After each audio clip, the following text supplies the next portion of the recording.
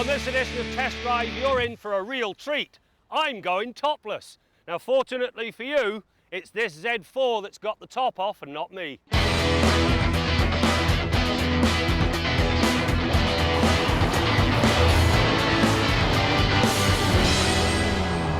Holding a button for 20 seconds sees the Z4 switch from cosy coupe to open-air roadster. While I like the 2-for-1 aspect of the hardtop, what cements the Z4's appeal is the power at play. In this case, the previous inline 6 has made way for a 2-litre turbocharged 4. It delivers plenty of power, and not because of the 241 horsepower on tap, but because it twists out 258 pound-feet of torque anywhere between 1250 and 4800 RPM.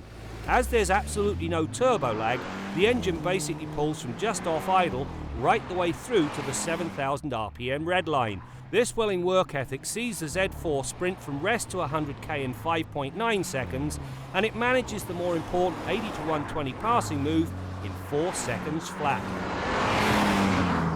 This new 4-cylinder turbocharged engine has an upside and a downside. The downside is it's just not as smooth as BMW's legendary inline 6s. It also sounds a little gruff until it gets up into the rev range. Now, the good news, this engine, in spite of delivering better overall performance, actually consumes 20% less fuel than the outgoing 6-cylinder engine. Now, that's like having your cake and eating it too.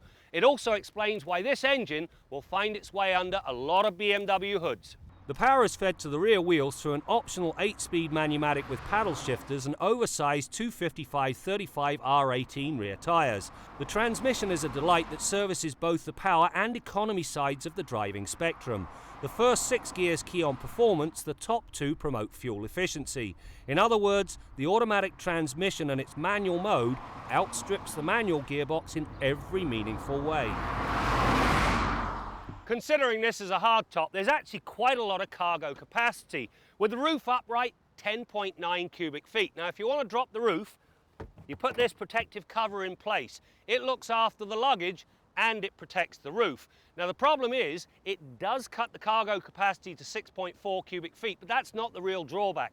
The drawback, a very narrow opening. So if you've got anything of substance to put in the trunk, you basically have to put the roof up, drop your stuff in, put the shield back in, go round to the front of the car, and now you lower the roof again. What a pain.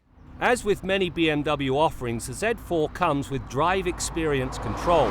A button allows the driver to retune the engine, steering feel, and automatic transmission to suit the tone of the drive. Comfort softens the throttle and sees the box upshift early to promote fuel economy.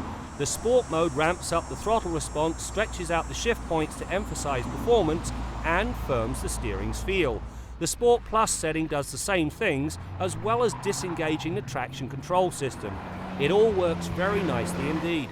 Now, this BMW Z4 is very nicely equipped, and so it should be. There's almost $14,000 worth of options on it.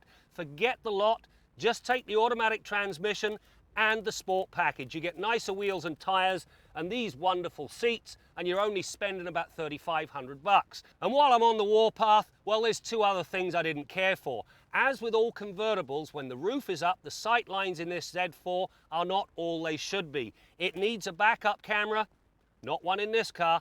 The other thing, when you lower the roof, you hold one button, everything's done automatically. When you want to put the roof up, again, you hold one button. It does the lot except shut the windows. To do that, you've got to reach over here to a different button. Why? When it comes to handling, the Z4 is very nicely dialed in. As the riders sit well back in the chassis, it's as though the car rotates about the driver's natural yaw sensor, one's posterior. This delivers exceptional feedback. The fact the steering is perfectly weighted and supremely balanced in its performance makes the Z4 a very easy car to drive to its considerable limit. Helping matters is the fact the new engine is now shorter, and so less of it sits ahead of the front axle, which serves to reduce understeer and sharpen things even more. Nice brakes. This new BMW Z4 is an absolute delight. not only do you get 2 cars for the price of one, a cozy coupe and an open-air roadster, you get better performance and better overall fuel economy. Now, if I were buying, forego some of the packages. You do that, you'll save yourself a whole bunch of coin and you will not kill this car's innate charm.